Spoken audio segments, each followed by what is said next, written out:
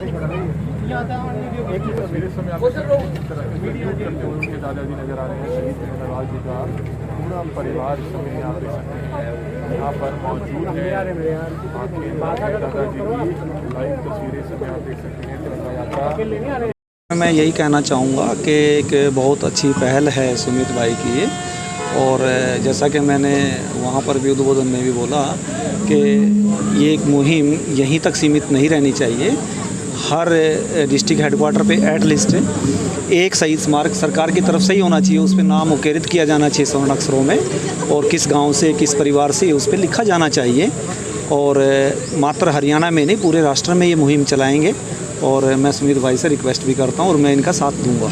Sir, बहुत सारे जवान देश के लिए शहीद होते हैं, लेकिन कुछ जवान ऐसे भी हैं जो जासूसी का काम कर रहे हैं और लगातार ऐसी खबरें आप तक पहुंच भी रही हैं।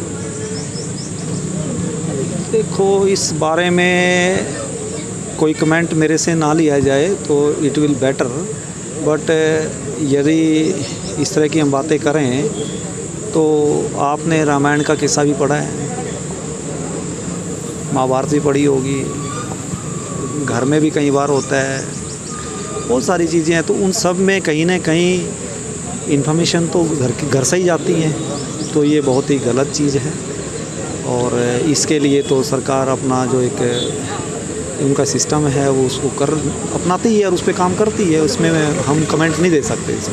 ठीक है, क्या एक संदेश देने का प्रयास किया है? संदेश तो इसमें यही है कि भाई साहब हमारे इतना बड़ा दुख इस परिवार के ऊपर जो आया है, तो हम लोग भाई विनय नरवाल को तो वापस नहीं ला सकते, पर आज हम लोगों ने इस यात्रा के माध्यम से भाई साहब को ये भरोसा दिलाने का प्रयास किया है कि हम लोग विनय नहीं बन पाएंगे, पर आपके इस परिवार के साथ एक एक मेरा भाई, एक एक मेरा दोस्त, एक एक मेरा साथी आपके इस परिवार का हिस्सा आज से है।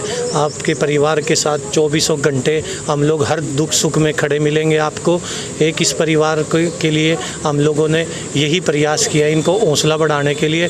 दूर दूर से लोग आए हैं, जब उन्हें ये पता लगा कि भाई साहब ऐसे ये हम लोग ये प्रयास कर रहे हैं, तो आज की इस यात्रा का सिर्फ हमारा यही उद्देश्य था कि भाई साहब के परिवार का हम लोग हौसला बढ़ाएं और उनको सांत्वना दें।